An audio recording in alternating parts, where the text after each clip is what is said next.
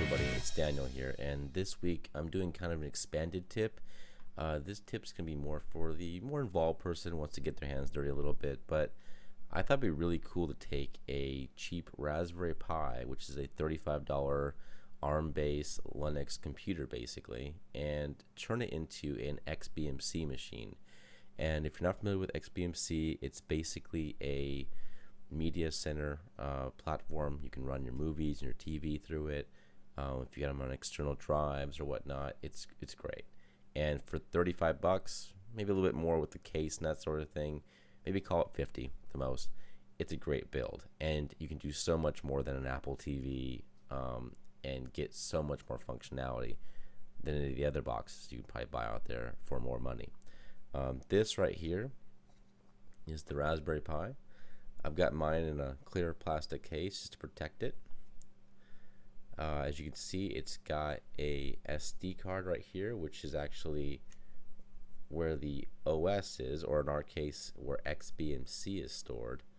And then on the side here, you can see there's a audio, there's composite right here. Also, we've got micro USB for power. That's another thing as well. When you buy this, unless you buy a kit, it does not come with a micro USB adapter for power. So you will have to have one yourself. I happen to have several laying around, so I just simply use one of those. But if you don't have one, you can find them online very easily. Over here, we've got an HDMI output, which is obviously going to be used by us for our xbmc box. And on this side, we've got Ethernet, and then also 2 USB ports as well. So I'm going to put the SD card back in here real quick here. So really cool, small device. You can pick up some other different cases I've seen. In fact, I'm even thinking about myself getting a black case, just to have something a little bit different. The clear is kind of cool though. You can see all the insides. It's kind of neat. It lights up on the side here. You can see everything coming through. Yeah, right here on the side here. Kind of neat. So very cool. Basically, I ran through a couple different installations of Raspberry Pi editions of xbmc. I found that OpenELEC was one of the better ones. Seemed to run very smoothly, not have any issues, that sort of thing. So I went ahead and went with that one. So a couple things to note before we get started.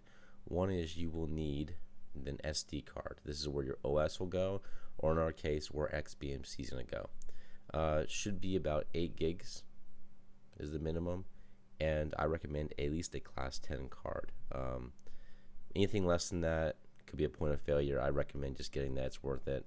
There's plenty of good deals on these kind of cards on Amazon, so don't cheap out on this one. It's definitely going to be worth the money. Also, the Raspberry Pi has built-in Ethernet for networking.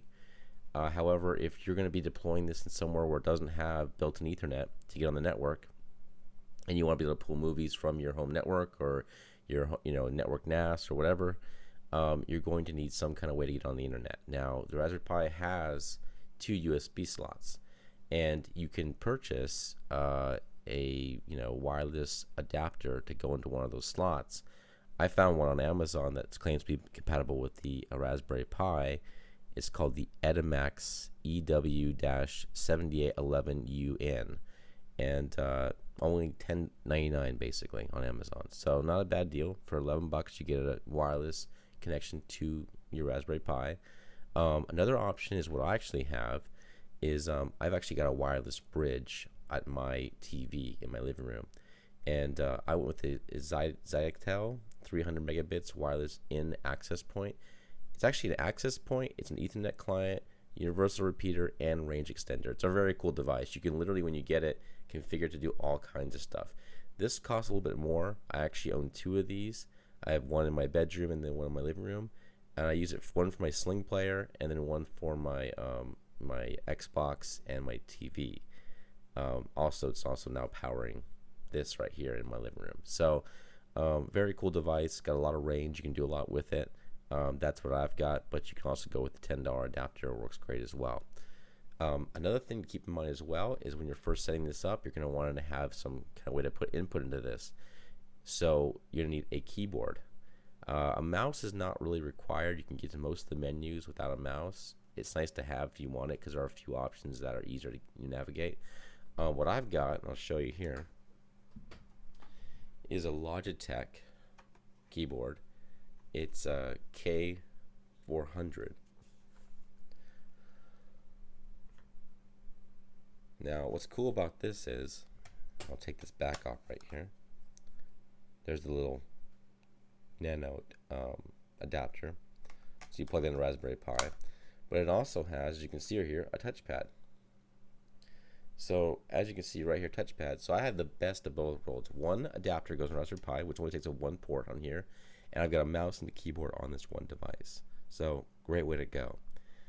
With that in mind, basically, I'm going to go ahead and walk you through the setup of how to get this running, and we'll go ahead and jump into that now. So this is OpenELEC's homepage. This is the distribution I used for my installation of Raspberry Pi.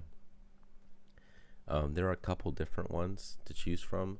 This is OpenELEC. There also is xbmc, which I tried as well. To be honest with you, that one had some issues. I didn't get that working quite right, and even though that was easier because they included an installer and it just seemed easier to get started, this one to me ran a lot smoother and a lot more features worked. I just had an easier time with it. So I decided to go with OpenELEC for that reason. Now, when you come to the website, it's quite simple. You're going to go basically to your version, which is looking for Raspberry Pi right here.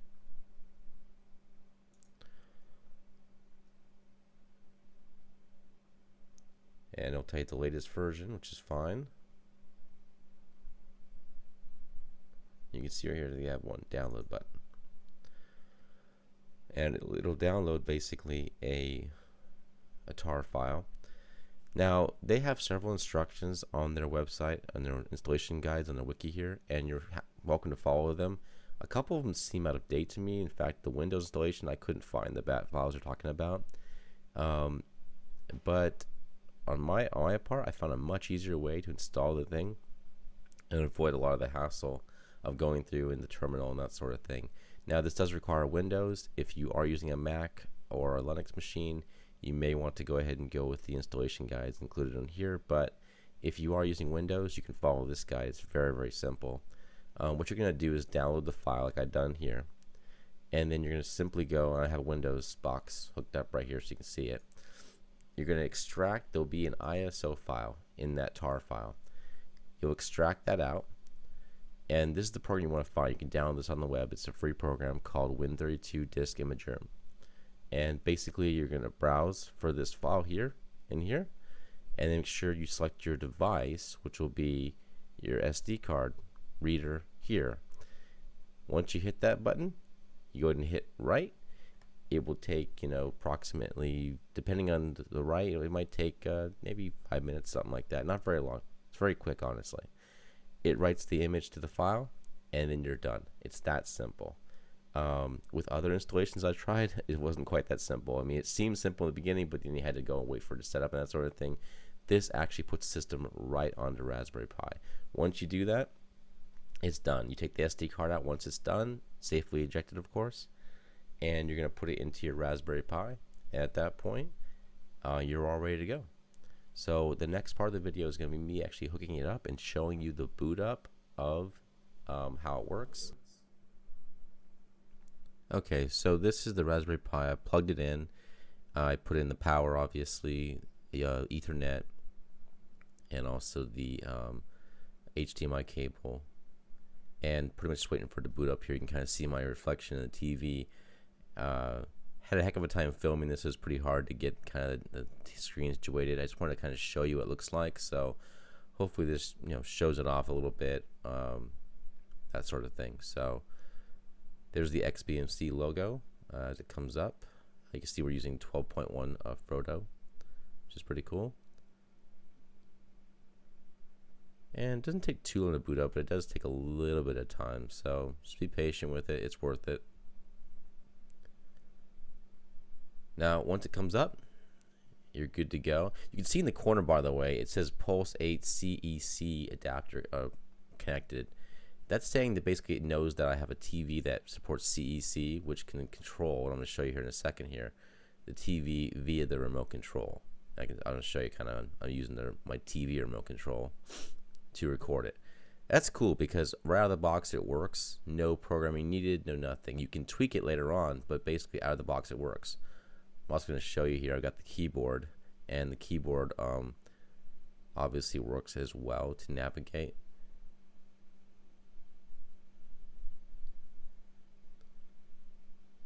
Now, if you don't have a TV that has CEC, you're definitely going to need a keyboard attached to this thing the first time you set it up, so you can kind of type things in, that sort of thing. Also, if you're setting up network shares and settings, a keyboard makes it a lot easier than trying to type it in with that one at a time kind of thing. Now, I'm showing you some of the movies I've got loaded on mine. These movies all come from my network share, so everything's being pulled off the network, and xbmc does a great job of cataloging and basically downloading all the album art, that sort of thing, and puts it in a really awesome looking way. I mean, I've had this library for quite some time, but never did look this good on my TV, that's for sure. So there's TV shows. I don't have many TV shows at all recorded, but there are a few. Entourage comes to mind. On this system, you can download music as well. I don't have any, and then also programs. There are several add-ons you can add on, and then the system settings here. Different, change the skins. You can change the settings. There's so many things you can do with this system. I'm not going to go into anything in particular. This is pretty much the default installation you're looking at here. Now this is the video setting here. This is where I actually went and added my videos for my collection. You can see you can add videos, choose a source, and right here got several different kinds of sources. I'm using an SMB share, which is basically a Windows share off my NAS, but you can add a UMP, basically a DNLA device, whatever you have to pull your media from. You can also have pictures pulling from computers, that sort of thing, and the weather. So overall, a great system. Definitely recommend checking it out. It has a lot of possibilities. So that was putting xbmc on a Raspberry Pi. I had a great time doing it. The Raspberry Pi is a great platform to build on. There's so many things you can do with it. It's exciting. I look forward to doing many other projects with Raspberry Pi in the future as well. If you have any ideas, please send them my way. I'm definitely interested. Also, if you ran into anything on your own installations that you wanted to contribute to the group, please be sure to post them below in the comments, or you can post them on our website, entirelygeek.com. If you're watching this from YouTube for the first time and you're not aware, we have a weekly podcast that is audio only on our website, entirelygeek.com. So check it out if you're not familiar with it. If you're coming from the podcast, I hope you enjoyed this video. I enjoyed making it. I enjoyed doing the project as well. So until next week, have a great week.